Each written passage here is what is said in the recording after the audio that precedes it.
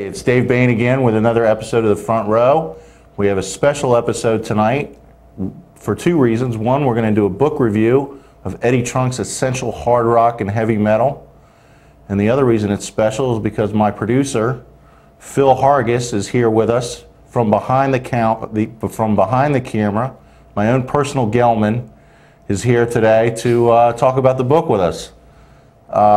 Phil, welcome to the show for once. Dave, it's great to be out here. It's great to be here on the set with you, finally talking, hardcore, heavy metal, hard rock music with you. I mean, I know I've always called you like the foremost authority on this kind of music and everything.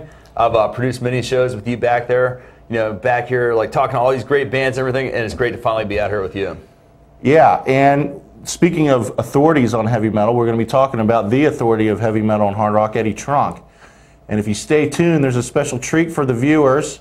We actually got to interview Eddie Trunk live at Jaxx before the Faster Pussycat concert. So what we're going to do is we're going to do something a little special this time. We're going to talk about Eddie's book, and then you're going to get to see me. And that's this book right here. Ask him questions.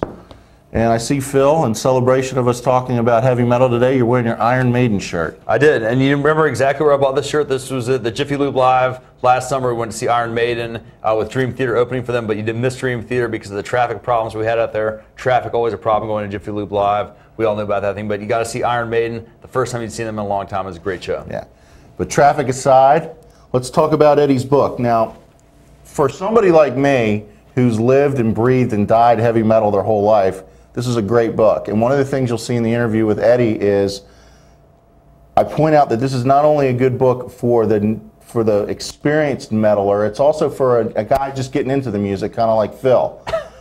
And, Dave, I've been into this music for a long time. Yeah, but you don't really know much about it. So it's really, after talking to Eddie, you can tell it's a labor of love. And he goes through a series of bands from Aerosmith to Twisted Sister. And really what he does is he breaks up each section into a little history about the band, some personal anecdotes, and he gives you playlists. And what he does is he goes through and gives you 20 songs that maybe you may not have heard of from that band.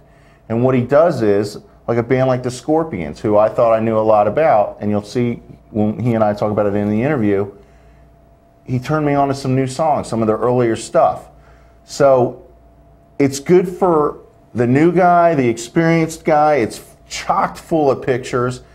Eddie's been in the business forever. He knows everybody. He's got personal stories in here, and he also is critical when he needs to be critical of the particular bands, but not too critical. So it's a very great coffee table book, very well balanced book, and I think it's a very easy read. Yeah, and I think it's perfect for a guy like me who knows everything about metal, because it even taught me a few things, and it's perfect for somebody like Phil. And I'll give you an example about how it's perfect for a guy like me who knows a lot about metal. Two bands that Eddie goes into in this book in great detail are Rush and UFO. Now, I was never really into either one of those bands, but I read Eddie's chapters on them anyway, and he's now gotten me excited to sort of rediscover those bands. So, and even when I read the chapters where I know a lot about the bands, like Kiss or a Judas Priest, I mean, I learned things about those bands I didn't already know. Now, Phil, you as a kind of a, I call you a newbie. I know you like the music and everything. What excited you about the book? Well, as you probably know, dude, we've had these discussions for like years and years and years. And like, I've never really got into Kiss. I've never really got at what like you guys and what Eddie Trunk gets about Kiss. But he gets into it, and he spends more time in this book talking about Kiss than he does, any of the other bands, which rightfully so. It's his favorite band. I mean, I would spend the most time talking about my favorite band as well. But he does a lot of he has so many great stories. Like he went to the first show he ever went to was a Kiss show, and then as was mine, and as was yours. We know that's well documented on this show. I don't know if you remember from the book, but a couple years later he went to this is one of those personal anecdotal things. He was going to go to a Kiss show a couple years later, after becoming like a diehard sworn Kiss fan for life, and he has that appendix problem, and his parents have to take him to the hospital, and he ends up missing the show. He thinks his life is over because he missed the Kiss show. Little does he know that his mom ends up, writing the band. Back then, she probably typed up a letter or hand wrote a note, sent it off to their management team. They got wind of how little Eddie had to go into the hospital to have his appendix removed, and they wrote back and said next time they're in town, they will let him come backstage and meet the band, which like a year later, when they came back to New York and played there, he was able to go back and see him play. I mean, it's just those types of intimate personal stories you hear from Eddie Trunk. He has them for every band, Dave. Like you said, he starts off with Aerosmith or whoever, AC/DC at the very beginning. He has the story where he meets the new singer. I don't know the band that much. Then it goes on. He has just all these great stories with all these bands that he's known for like all these decades of having been around them and interviewing them all the time. Yeah, and it's his passion that really gets you excited about these bands. I mean, even with the bands that I've known for years, reading some of the chapters, like a Skid Row chapter, makes me want to go back and rediscover the band again. I mean, I used to listen to Skid Row all the time, and, reading back through his book, it says, hey, I remember, hey, I want to go back and do it. And you really can tell this was a labor of love and a passion for him. The one thing, and Eddie was very gracious to sit down with us for as long as he did, and I want to thank him for that. I mean, I could have talked to him for hours just about the playlists. I mean, just breaking down, what songs, we like, talking about obscure songs on all of these bands. I mean, I really could have chewed his ear off for hours on that issue. And, but, he was there to see the Faster Pussycat show. He was there to promote his book. And fans. And I mean, he really did give us a good interview. You filmed it. But Phil, is there one band, now I've talked about what he's turned me on to from reading his book. Is there one band that maybe you didn't know a lot about or from reading his book now that you want to explore? You're putting me on the spot here, man. I mean, I really wanted to spend a lot of time. I wanted to make sure that I went back and reread his chapter on Dio, because I know that Dio was very near and dear to his heart. He was very good friends with Ronnie James Dio.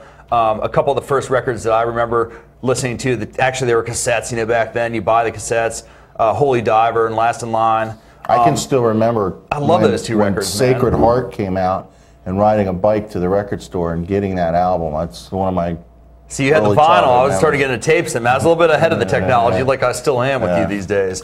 But I know those are some of my fondest memories. Is those two records, Holy Diver, Last in Line. We're Off to the Witch. Blah blah blah. I love those records, and I knew that he was very close to Ronnie James Dio. I wanted to go back and see how close he was, and the stories that he has and the personal friendships he has with this guy were just absolutely unbelievable.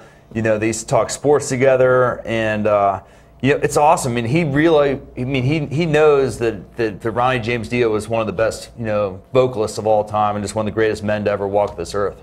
Another thing that I really liked about the book was, he splits each chapter up, and I kind of just cursed over it, playlist history and personal stories, but he also gives you stuff like underground nuggets.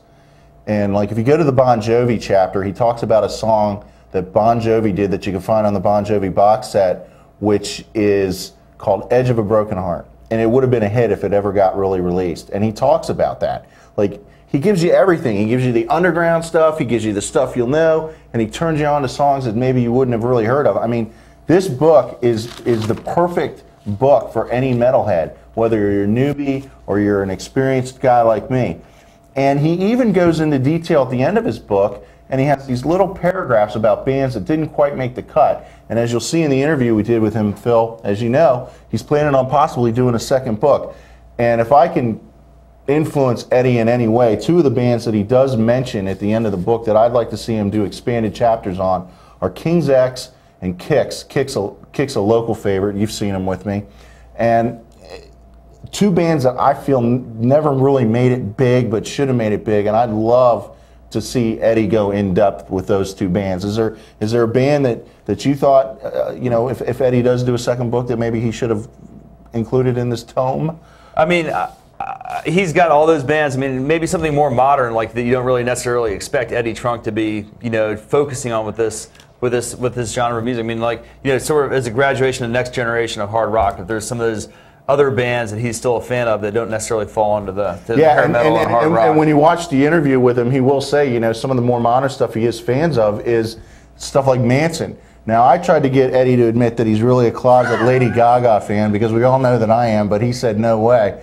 But, one of the things I forgot to mention to Eddie about Lady Gaga was she's a huge metal fan. She actually roadied for Iron Maiden. She hangs out with Kiss, but Eddie was having none of it. So Yeah, he's heavy metal true and through, whereas I guess I'm a bit of a sellout. And speaking of Iron Maiden, he's obviously spends a lot of time talking about Maiden in the book, as you would have to expect, because they're one of the greatest bands of all time. First of all, I couldn't believe that Iron Maiden opened for Judas Priest. Opened for Judas Priest. I didn't think that Iron Maiden would ever open for anybody. But one of the things I found funny about his book is, I had no idea, but like back in like the mid '80s or early '80s when this was, one of the big things that fans used to do would be go into the arenas and like start chucking firecrackers at the stage. That was like the fun thing to go back there and do.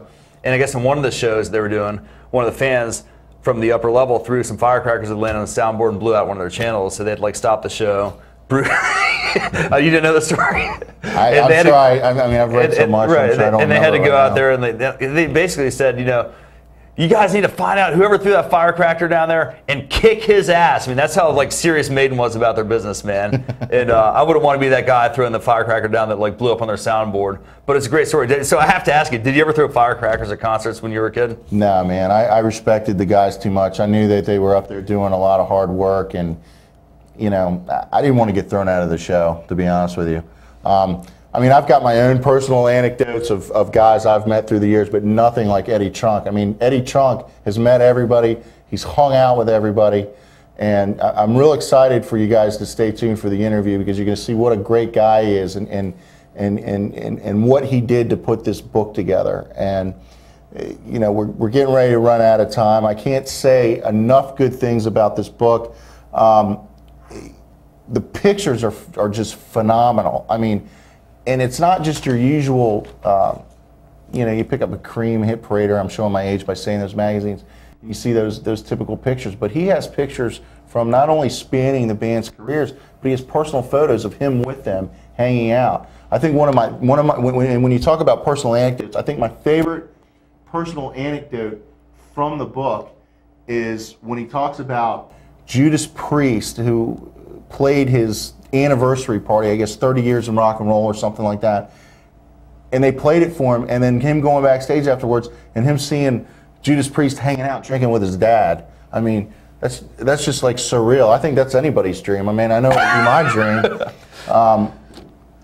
But yeah, I mean, I can't say, and consequently Rob Halford from Judas Priest does the foreword to the book, but this is a book that you could read it once, you could read it 3 times, you could read it 10 times. It's a book, you can use it as a reference guide, you can use it to learn things, you can use it to discover new music. Like, I'm going to check out UFO and Rush. I haven't done it yet. I told Eddie I was going to do it. Haven't done it yet, but I am gonna explore those bands more, because I told Eddie I would because of him. And I got to tell you, I'm really looking forward to him to do a second book. I mean, is there a band that you saw, Phil, in the back chapters that you hope he puts in the second book? Well, I'd go back to what you were saying before, Dave. I mean, one of the interesting things I found about him too is that what I liked about the pictures, they were awesome. He's obviously no BS, because he has ticket stubs here from like the mid 1980s. Yeah, that's right. He does have the ticket stubs. The cost of concerts back then to like go to Madison Square Gardens was like $12.50 from for Black Sabbath. One of his biggest regrets in the book, I can totally kind of relate to, because you missed out on with like Mike Portnoy and Dream Theater, because we missed that show because we were running late to Iron Maiden. Which was your fault. He missed out on seeing John Bonham right before he jumped on the Led Zeppelin bandwagon, and that was. I missed Portnoy with Dream Theater because Phil was late. Usually I'm late, but this time Phil was late, so that's your fault. It's usually the producer's fault. I always get all the blame, but I never get any of the credit for all the great stuff that we get to go do. And it's been great, man. This is really a great book. It's an easy read. It is, like you said, it's an awesome desktop, coffee table reference material book. All the songs, all the band members, all the history are right there. You just pick it up. You just flip it open to it. Guns N' Roses is right there. Classic lineup. Adler, McKagan, Rose, Slash, and Izzy Stradlin. Yeah, pretty awesome. And it really does have everything. I mean, we're running out of time here, Phil, and I want to make sure I give Eddie his due and plug everything that he's doing. You can catch Eddie Trunk on VH1's That Metal Show, where he does a format sort of similar to ours, where he interviews different rock stars. You can catch him on the Boneyard on Sirius and XM satellite radio on Mondays from 6 to 10. You can check him at eddietrunk.com, and you'll see in the interview that I give Eddie a lot of credit for my knowledge and keeping up to date on heavy metal. In closing, Phil, I want to thank you for putting the interview together, It was a thrill for me. I could have talked the guy's ear off all night. I want to thank Pete Evick for his input and helping set it up. And most of all, Eddie, I want to thank you for being such a gracious person and sitting down with us and taking time for a little show like ours, local music show. I really, really appreciated it, and it meant a lot to me. I'd love to sit down and talk to you for hours, maybe next time. Without further ado, let's roll the tape of me interviewing Eddie Trunk. Hi, this is Dave Bayne, back again on the front row for a special segment of the front row. We've got a very special guest here, Eddie Trunk from That Metal Show, VH1, EddieTrunk.com, and he's here pumping his book, The Hard Rock and Heavy Metal Essential by Eddie Trunk. Eddie, thanks for coming on tonight. Thanks for having me. I appreciate it. It's great to be here. Eddie, I've read your book, and for me, who's a guy who lives and dies heavy metal, and I was like, there's nothing Eddie Trunk can tell me I don't already know. But you know what? You really turned me on to some new bands. I was never really a big Rush guy. And after you wrote about Rush and the passion that you wrote about them, I'm going to check them out now. Yeah, you know, Rush is one of those bands that's obviously an acquired taste. Some people really love them and some don't really get it. Most women don't get Rush. Rush is like chick repellent. But, you know, a lot of guys really love Rush. And, I mean, I love their early stuff more. I love their stuff like Permanent Waves Back. I love when they were real guitar driven. Although I will say the two new songs they made most recently are amazing. I think the best stuff they've done in a long time. But I just have a lot, you know, for me, Rush is a band that I grew up with that is aging the right way. Like they're still very, I don't know what's the word I'm looking for. They're not embarrassing themselves in any way. They're still the guys you want to see. They still look classy. They still play well. They can still get the job done. And I just saw them recently, and they were still great, and that's really important. One of the things I loved about your book, Eddie, was like, you know, there's bands like Judas Priest, who I grew up loving. I had a whole wall in my room dedicated to Judas Priest. I had a framed picture of Rob Halford. They were my idols. But yet, reading your take on Judas Priest, I still learned something that I didn't know, a nugget, just one little nugget that I didn't know. And that's what I loved about your book, is I could see the passion and the hard work that really went into your book. And I think your book is great for introducing people to bands they don't know, and even for us that are the big fans. Like I'm a big fan of Kiss or Judas Priest. Right. Well, I appreciate you saying that. You know, it was really hard for me to make that balance because having done this stuff for almost 30 years, I kind of assume that everybody knows all these things. So I'm like, well, why do I need to rehash them again? But it was really my editor that said, listen, you know, you got to give a little background here. Because everyone reading this is not going to know all this stuff like you do. So it had me pull back a little bit and then give a little bit more of a kind of historical perspective on things. For Priest in particular, Rob Halford wrote the foreword to the book. So yeah, I mean, that's just insane.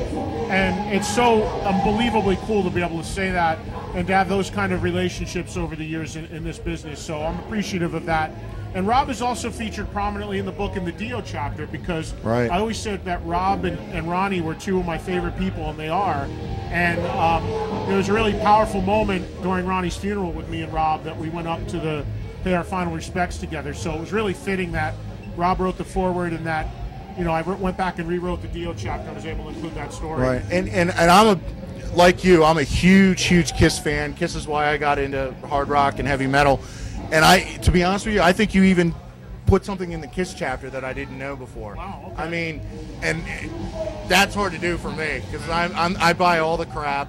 I have it all over my room. I mean, I'm just such a huge Kiss fan. But I could tell it really is a good book for even like guys me that are seasoned, or even like my producer Phil who's trying to get into the music. It really is a good balance, and it really seems to me like it was a labor of love.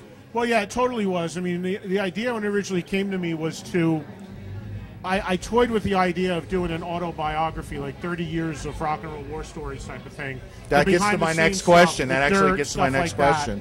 But I really can't do that right now because I'm still working this business, and I can't say some of the things I'd want to say. I figured. So what I ended up doing was really kind of creating this hybrid of a photo book, which is like 50% amazing photos, text, and then a lot of personal stories, and then my personal playlists. And the playlists were a really difficult thing because obviously there's a ton more songs I like from these bands I couldn't include, but you have space issues in a book and a layout. You can only fit so many titles.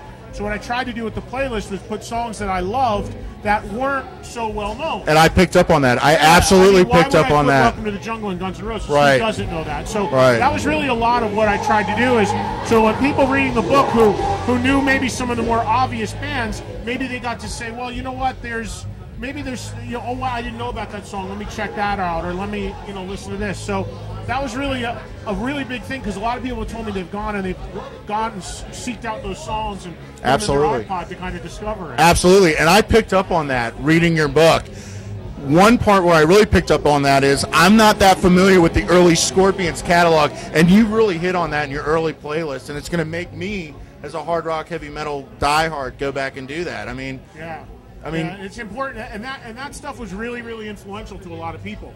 Guys like Kirk Hammett and all these guys really loved Uli John Roth and that early stuff. There's a lot of people out there that don't know there were Scorpions before Blackout, and there's a lot to check out. So for me, whether it's radio or TV or the book, what I get the most reward out of is when I meet someone, young or old, that comes up to me and says, "Oh my God, I didn't know about that. There was anything from Thin Lizzy, but the boys are back in town." Right. And when I hear that, and they're like, "I discovered UFO because of you," or whatever, that makes me feel great. Because if you read the open of the book, that's why I started doing this 30 years ago.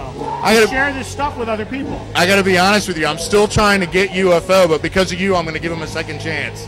You're the whole reason I'm going to start delving into I'll accept that. You're the whole reason, because you're so, and even on that metal show, you're so passionate about him. I'm like, there's got to be something there. There really does.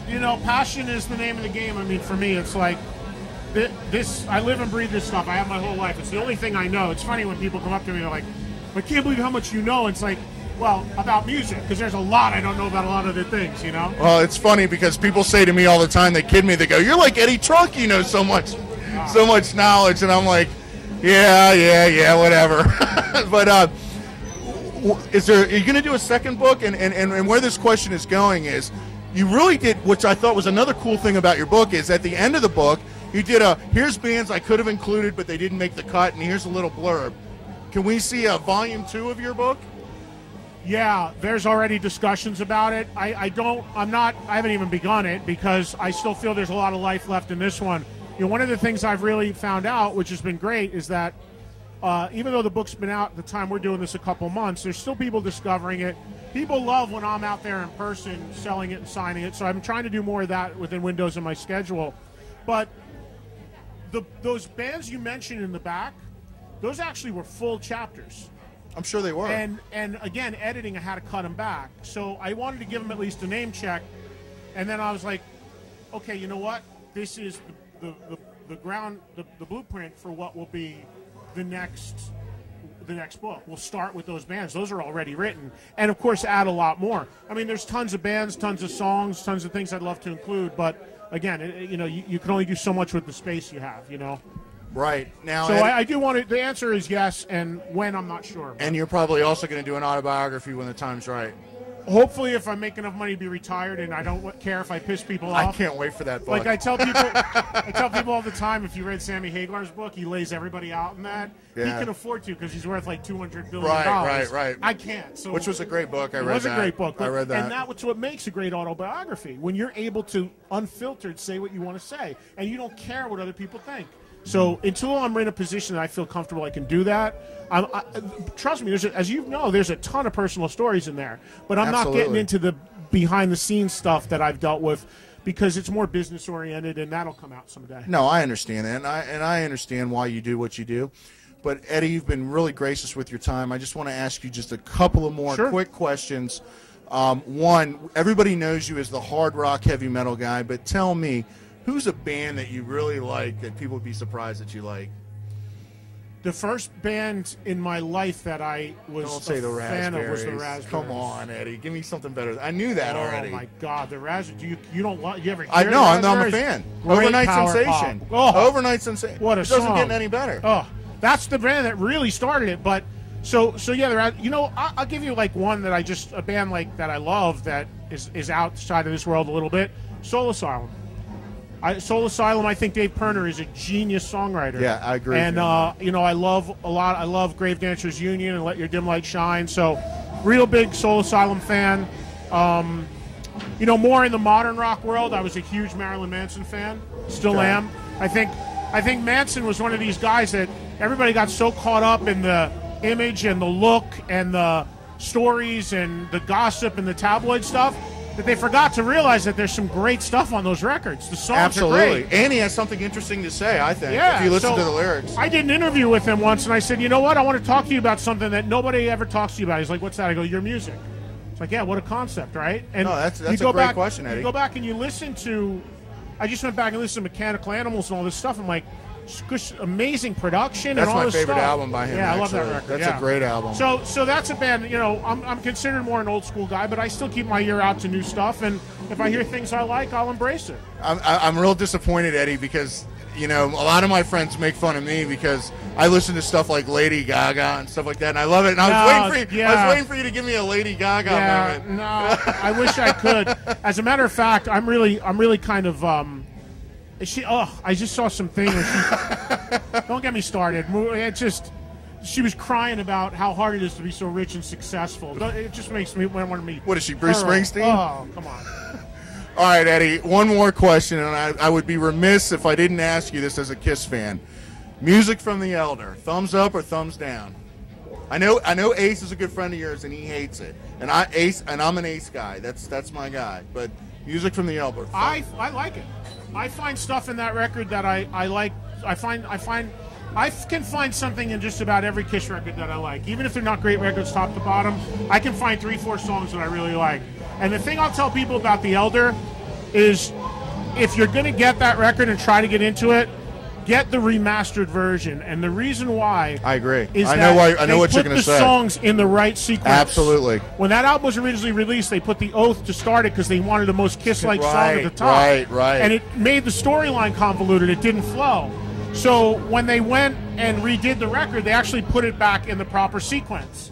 And I think that makes a big difference. I think it's really important. Yeah, I'm a big fan of music from the Elder too, and now I know, Eddie, that you are a true Kiss fan because the true Kiss fans love music from the Elder. Eddie, I really appreciate you taking the time and sitting down with us. Thanks for having me. I'm Dave Bayne, and you're watching The Front Row, and we're in the front row at Faster Pussycat with Eddie Truink, and you can catch Eddie Truink on That Metal Show and go to his website, eddietrunk.com.